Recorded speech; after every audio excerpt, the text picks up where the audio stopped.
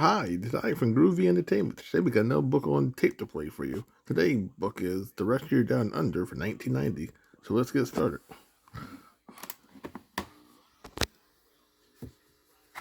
This is the story of the rescuers down under. You can read along with me in your book. You will know it is time to turn the page when you hear the chimes ring like this.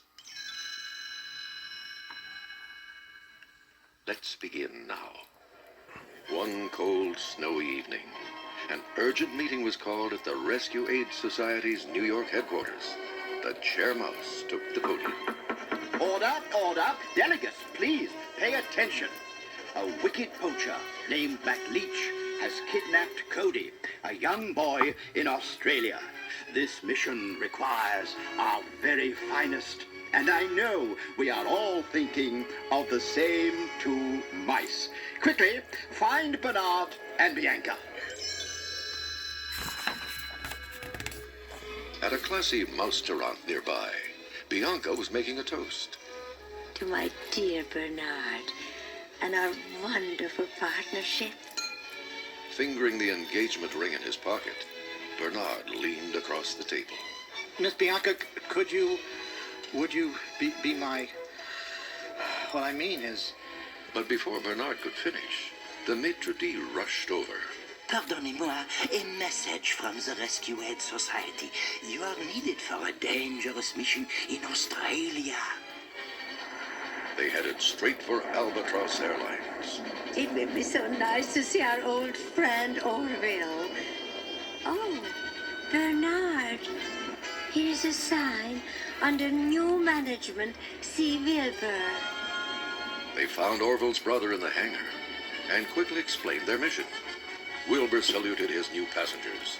Storm or no storm, Albatross Airlines at your service. Tie your kangaroos down, sports fans. Here we come. Yeah, let's go for it. Cowabunga!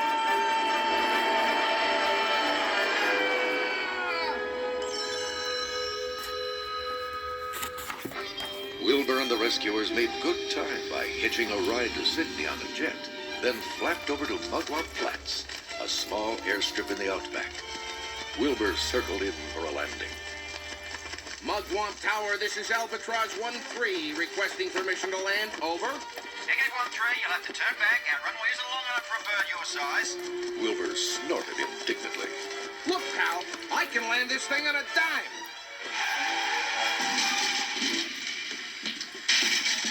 Jake, the Aussie flight controller, rushed onto the field. Crazy Yanks think they can barge in and... Then Jake saw the lovely Miss Bianca. G'day. Welcome to Australia, ma'am. My name's Jake, at your service. Jake escorted Bianca from the runway, leaving Bernard to struggle with the luggage. Wilbur offered to help, but when he picked up a bag... Ah, back. Big time hurt. Oh boy. Oh, ow. After the rescuers took poor Wilbur to the hospital, they prepared to set out in search of Mcleach's hideaway. Jake shook his head when he saw Bernard's map. A map's no good in the outback, mate. We survive by instinct. He bowed to Bianca. What you need is a guide, man. Bianca curtsied and took his arm. Oh, Jake, thank you for helping us. You're such a gentleman. Jake led Bianca expertly across the hazards of Bloodworm Creek, Dead Dingo Pass, and Nightmare Canyon, while Bernard was forced to bring up the rear once again. He also taught them how to acquire transportation. Jake lassoed a snake and looked him straight in the eye. Now listen, we've got a long way to go, and you're going to take us there, and you're not going to give me any trouble. Right? Wilbur was in his own mess of trouble back at the hospital. No! Mr. Albatross, we haven't operated yet. You gotta catch me first, Doc. Cowabunga! Wilbur leaped for the window, but the mice grabbed his legs and pulled him back into the hospital. Hey, my back. I'm cured. Send me the bill, boys. In a secret underground mine, Mcleach was threatening to harm Cody. But Cody refused to reveal where his friend, a rare golden eagle named Marahute, lived. Why should I tell you? Just so you can trap her? Mcleach threw Cody into a damp basement where he kept the animals he trapped. I'll give you a night down here to think it over. But tomorrow, no more Mr. Nice Guy.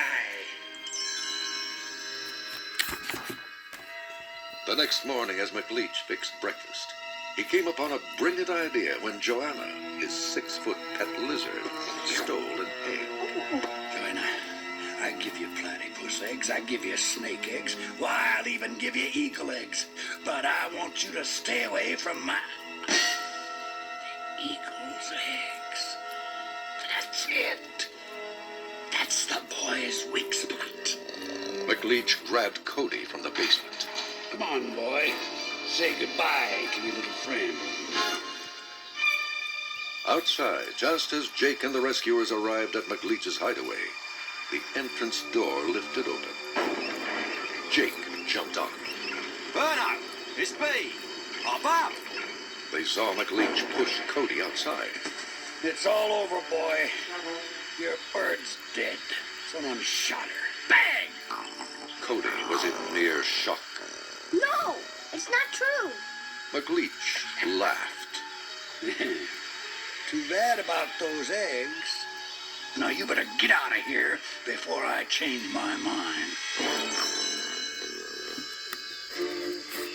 After Cody ran off, Mcleach disappeared inside, and from deep within the cave came a rumbling sound. Jake peered over the door into the cave. I don't know what Mcleach is up to, but he must be tricking Cody. Get ready. Suddenly, Mcleach's poaching truck, the Bushwhacker, came roaring through the entrance. Unnoticed by Mcleach or Joanna, Jake and the rescuers jumped into the back. Mcleach followed Cody to the edge of a sheer cliff. As the truck came to a stop, Jake jumped down. Cody's going down the cliff. We have to warn him that Mcleach is here. Cody reached Marahute's nest and felt the eggs. They were still warm. Suddenly, a shadow fell across the nest. It was Marahute, circling over the nest. Cody couldn't believe his eyes. Marahute, you're alive. Bianca was the first to reach the boy. Cody, we're from the Rescue Aid Society. Mcleach tricked you. He's up on the cliff. Cody tried to warn the golden eagle away, Turn back! It's a trap, Marahute! but it was too late. Mcleach fired a net from his truck that snagged Marahute in midair. As Mcleach reeled in his prize, Cody leapt off the cliff and grabbed onto the net. It's my fault he found you, Marahute. I won't let him take you. Thinking quickly, Jake lassoed the net with his rope and handed one end to Bernard and Bianca. Grab hold, mates. We're going for a ride. Bianca jumped for the rope and grabbed on tight, but Bernard missed and was left behind in the nest. Mcleach lowered Marahute and Cody into the cage on his truck. There she is, Joanna. The rarest bird in the world. Gonna make me rich. I got what I want. Now, what does Joanna want? How about some great big AAA jumbo eagle eggs? Huh? You want them? You want them? Go get them. Helpless, Cody clutched the bars of the cage. Don't! But Joanna had already disappeared over the edge of the cliff toward the nest. Joanna climbed into the nest and bit hungrily into an egg. It was hard as a rock. She tried another, with the same result. Mcleach yelled to her from above. Joanna! What are you doing down there? Move it! She tossed the eggs over the cliff and slithered back to the truck, which roared off into the outback. Bernard poked his head out from underneath the nest and breathed a sigh of relief. He patted the real eggs beside him. Phew. Glad those rocks look just like you guys. As Bernard placed the eggs back into the nest, something crashed into the cliff beside him. Wilbur, What are you doing here? Wilbur dusted himself off and explained he had heard a loud bang and had flown in for a closer look. Bernard was relieved to see his friend. Listen, Wilbur, I need you to sit on these eggs while I track down Mcleach. Wilbur backed away. I don't sit on eggs. You get no from me. I will not ever sit on those eggs. But Bernard was scrambling back up the cliff. I knew you'd help. I'll be back as soon as I can.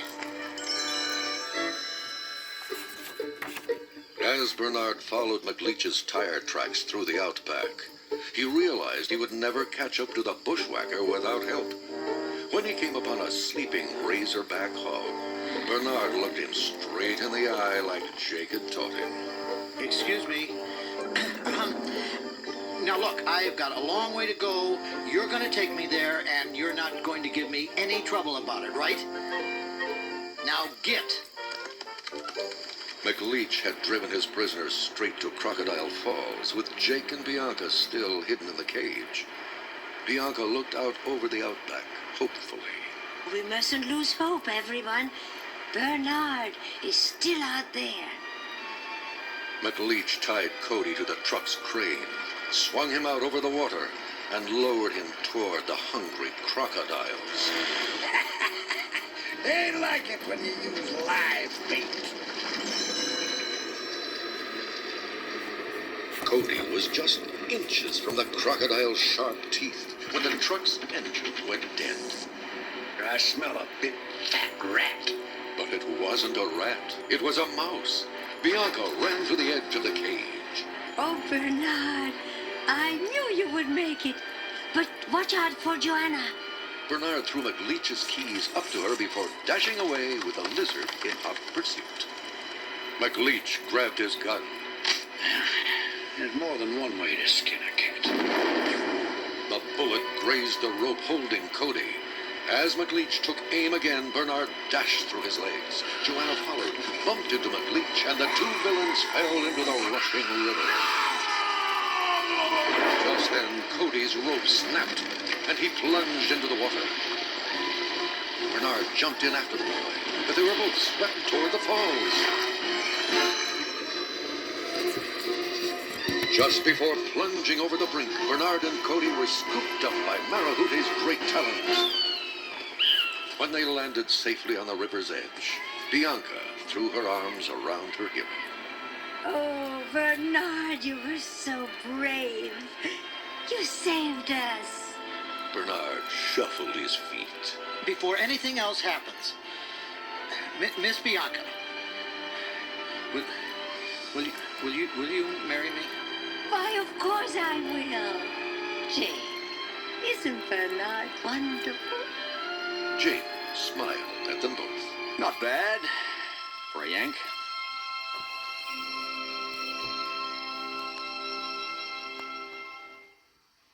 That was the end of the story. If you would like to hear it again, just turn the tape over.